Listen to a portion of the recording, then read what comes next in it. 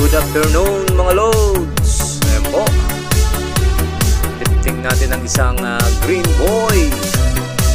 Lilipat po yan ng pwesto kasi malapit po dyan sa cutter suction grades ng China. Ilalayo-layo ang kanyang posisyon ngayon. Ayan, inakyat na rin ang concrete block. Pilitan po ng winch.